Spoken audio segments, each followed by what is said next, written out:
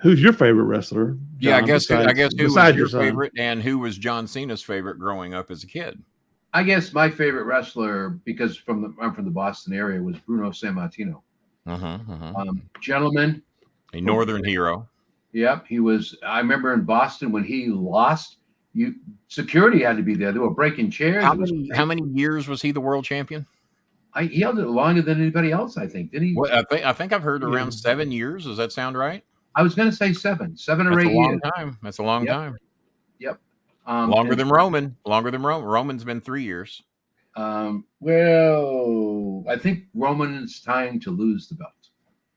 Well, I've heard he wants to take some. I've heard he wants to take some time off, and there was a lot of talk he was going to lose at Mania, maybe even to Sami Zayn, but that did not happen. See, there's a guy I think that could take the belt and carry it for a while, Sami Zayn. Well, a year ago, I would have told you were an idiot. And anyone else, the two people that love Sami Zayn that I did not listen to was Vince Russo and my son. Vince has been on the Sami Zayn wagon for quite some time. 2 or 3 years ago, he was pushing Sami Zayn. My son was telling me, "Oh, Dad, this guy's got talent, man." Nope. I said he's doing the wrong thing. He's trying to be a wrestler. Look at him. He is not a wrestler. He is a great bump taking manager. I used to say the same thing about Ken Anderson, Mr. Kennedy.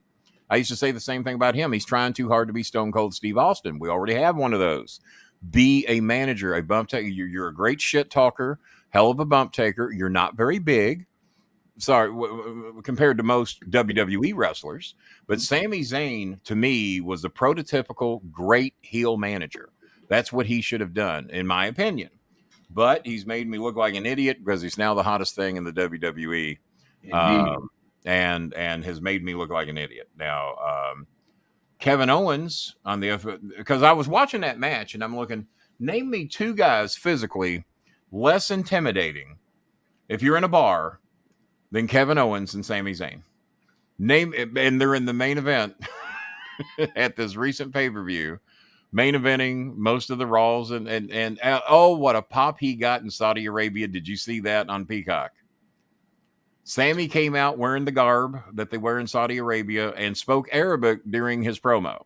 Wow. If they could only taught Kevin Owens just a little bit of Arabic for him. And that would have been. But no, Sami Zayn got. Did you watch any of the Puerto Rican pay-per-view? I did not. Never heard a hotter crowd in my life. Not any of the ECW crowds. Nothing in the Northeast. Nothing in England. Nowhere ever in the history of wrestling have I seen a hotter crowd than what was in Puerto Rico. I would encourage you to go back and watch it. They're treating side headlocks and takedowns like they're triple somersaults off the top of a cage. Wow. Yeah. And guess who got the biggest pop of the night on the Puerto Rican show? I have no idea. Savio Vega.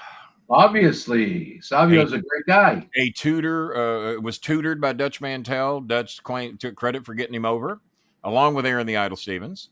And but Savio Vega, when he walked on screen, I would have thought Elvis Presley had risen from the dead and appeared on Memphis television with Jerry the King Lawler. Wow, that big of a pop. Because my son says, "Dad, you have to start watching the Puerto Rican pay-per-view. You're not going to believe the pop somebody's going to get." So they go to the back and Bad Bunny's there. And I hear the pop. I'm going, I've heard that before. Bad Bunny's from Puerto Rico. I've heard that before. And then Rey Mysterio walks up. Nice pop. I've heard that before. That ain't that big a deal. And then Carlito came out then, right? No, Carlito hadn't come out yet. Carlito came out later. So then after Rey Mysterio walks out Savio Vega. And then Carlito got one hell of a pop. Yeah, Carlito. Yeah, anytime the BS guys do good, I'm always happy about that. And but wow, AJ Styles and Cody Rhodes. You got a question there, AJ Styles? I think that's who Donald's favorites are right now.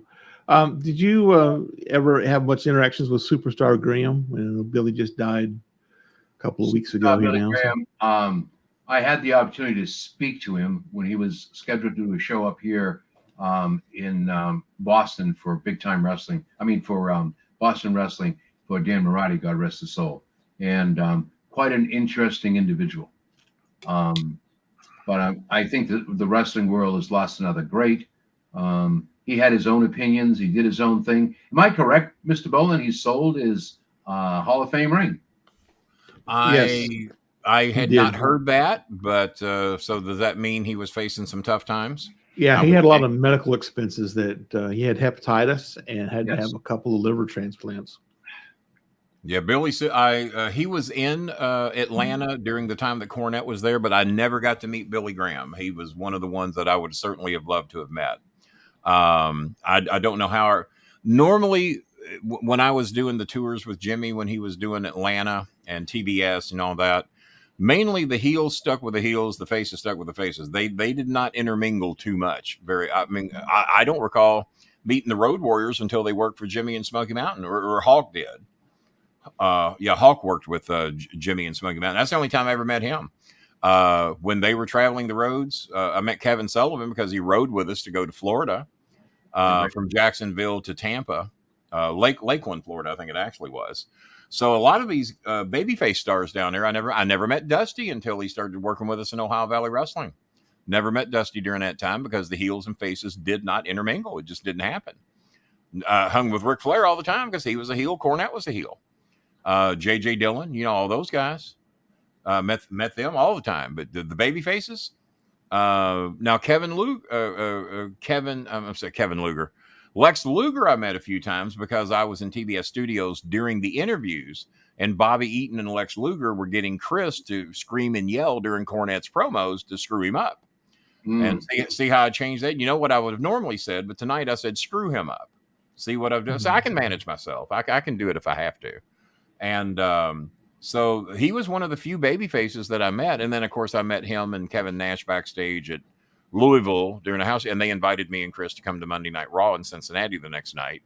And his mother would not let Chris have the night off from school, the day off from school. So I had to go to Raw with, I forgot who I took with me, but Chris didn't get to go because his mother would not give him off from school. That Kevin Nash and Lex Luger invited him. You would have given little Johnny Cena the night off, wouldn't you? Absolutely. By the way, to answer the other half of Mr. Flowers' question, John's growing up hero was Hulk Hogan. Okay. That's it. So now he knows Bruno Sammartino for me and Brother Hulk Hogan for He John. was a big Hulk fan.